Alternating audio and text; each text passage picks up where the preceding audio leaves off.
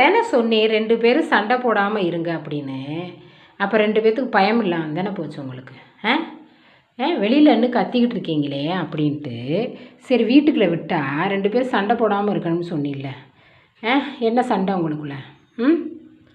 வை வெள்ளச்சி, சண்டை போடாமல் இருக்கணும்னு சொன்னில்ல, என்ன?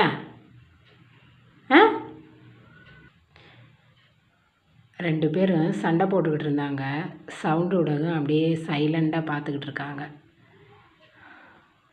மற்ற கோழியெல்லாம் மரத்தில் வந்து தாவிடுச்சு. இதுக்கு தாவ தெரியலை. வீட்டுக்குள்ளே வந்து இருக்குது.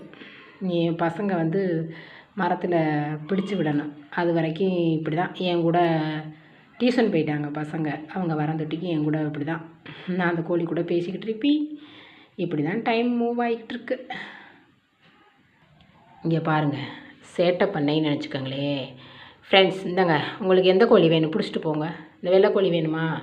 இந்த கருப்பியை பிடிச்சிட்டு போங்க. இந்த கருப்பி தான் ரொம்ப சண்டை போடுது பாருங்கள்.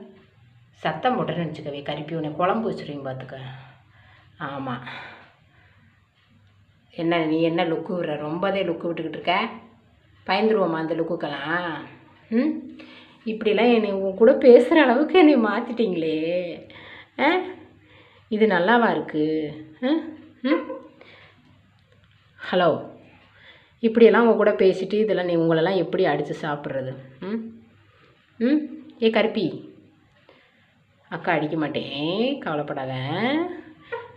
நம்ம 2 ஃப்ரெண்டு ஓகே. இப்படி தான் ஒற்றுமையாக இருக்கணும். சரியா?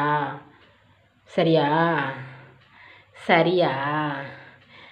அப்புறம் யார் கூட பேசுகிறோம் அப்படிங்கிறது முக்கியம் இல்லை. பட் யார் கூட பேசினாலும் நம்ம ஹாப்பியாக இருப்போம் அப்படின்னா பேச வேண்டியதான். அது நாயாக இருந்தாலும் சரி, கோழியாக இருந்தாலும் சரி.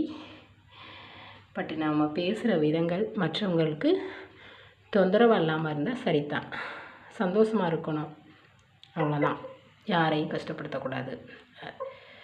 எனக்கு ஆடு மாடு கோழி இந்த மாதிரி வாயிலா ஜீவன் பிராணிகளை எனக்கு ரொம்ப பிடிக்கும். ஹாய் சொல்லு, ஹாய் சொல்லு, ஹாய். இங்கே ஹாய் சொல்லு கருப்பி, ஹாய் சொல்லுங்க. என்ன ஒளிஞ்சுக்கிட்ட? வெக்க வந்துருச்சா? என்ன ஒளிஞ்சுக்கிட்டேன்? வெக்க வந்துருச்சா?